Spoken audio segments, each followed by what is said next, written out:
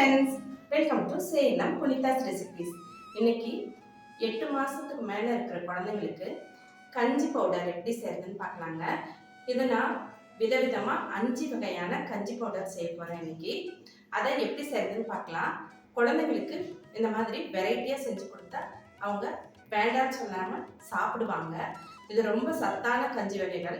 இதை எப்படி செய்யறதுன்னு இந்த வீடியோக்கு போய் பார்க்கலாம். வாங்க வீடியோக்குள்ள போகலாம். இது கருப்பு கவுனி ரவைங்க. இதை வச்சு குழந்தைக்கு கஞ்சி பவுடர் எப்படி செய்கிறதுன்னு பார்க்கலாம். இப்போ நம்ம இந்த ரவையை வாஷ் பண்ணிவிட்டு கொஞ்சம் ஆற வச்சுக்கலாங்க. ஆற வச்சுட்டு நல்லா ஃப்ரை பண்ணிக்கலாம்.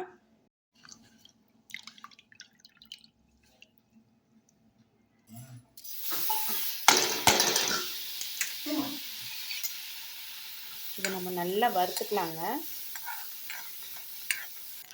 இப்போ நல்லா பொரிய ஆரம்பிச்சிருச்சுங்க. ரெடி ஆகிடுச்சு. இதை ஒரு பேப்பரில் எடுத்து ஆற வச்சிடலாம்.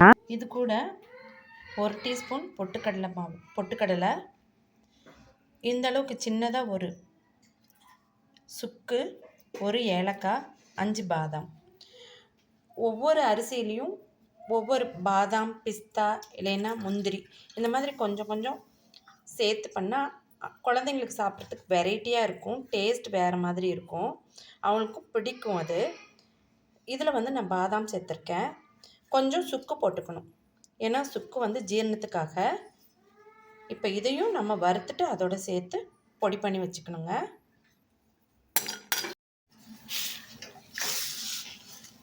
ஆறட்டுங்க. இதை நம்ம மிக்ஸி ஜாரில் போட்டு நல்லா நைஸாக பொடி பண்ணி வச்சுக்கலாம். நல்லா நைஸாக பொடிச்சிட்டு வந்துடலாங்க. பாருங்கள், இந்த அளவுக்கு நம்ம நைஸாக அரைச்சிக்கணும்.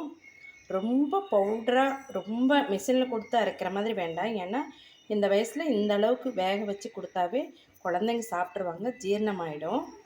இதை ஒரு ஏர்டைட் கண்டெய்னரில் போட்டு மூடி வச்சுக்கலாம். டெய்லியும் நம்ம ஒவ்வொன்றும் செஞ்சு கொடுக்கறனால இந்த அளவுக்கு செஞ்சுக்கலாம். ஏன்னா ரொம்பவும் செஞ்சால் நமக்கு ஒரு மாதிரி வாசம் வரும், அந்த மாதிரி இருக்கும். கொஞ்சம் கொஞ்சமாக செஞ்சு குழந்தைக்கு அப்பப்போ செஞ்சுக்கலாம். இப்போ இது சிகப்பரிசிங்க. இது 1/2 கப் எடுத்துகிட்ருக்கேன். முந்திரி 6, ஒரு சின்னதாக சுக்கு, 1 ஏலக்காய். இதை நம்ம வாஷ் பண்ணிவிட்டு நல்லா ஃப்ரை பண்ணி ஆற வச்சு பொடிச்சிக்கலாம்.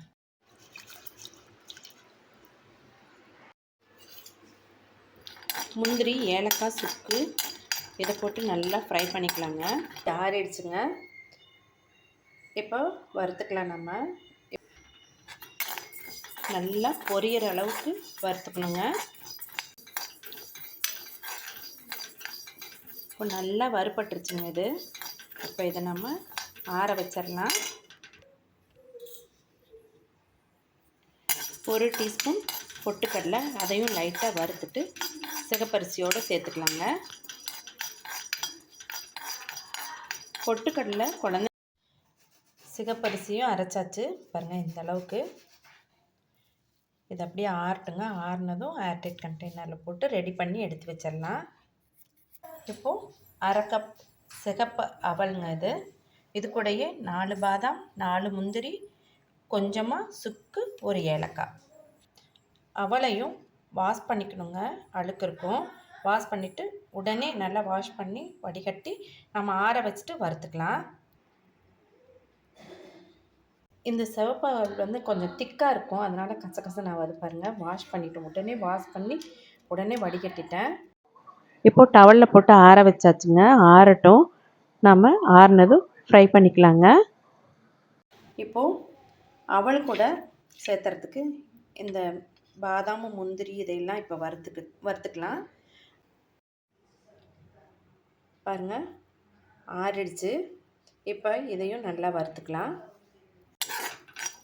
வறுத்துக்கலாங்க.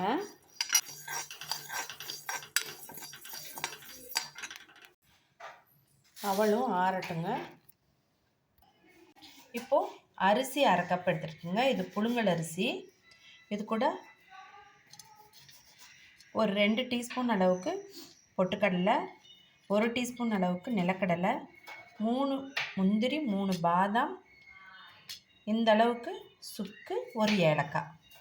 இப்போ அரிசியும் வாஷ் பண்ணிவிட்டு ஆற வச்சுட்டு நல்லா வறுத்துக்கலாங்க.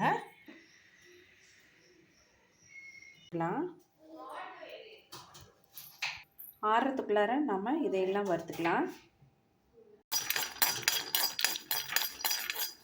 நல்லா பொரிஞ்சதும் எடுத்து ஆற வச்சிடலாங்க.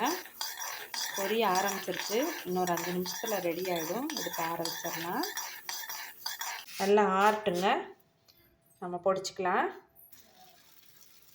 இது ஆறட்டுங்க.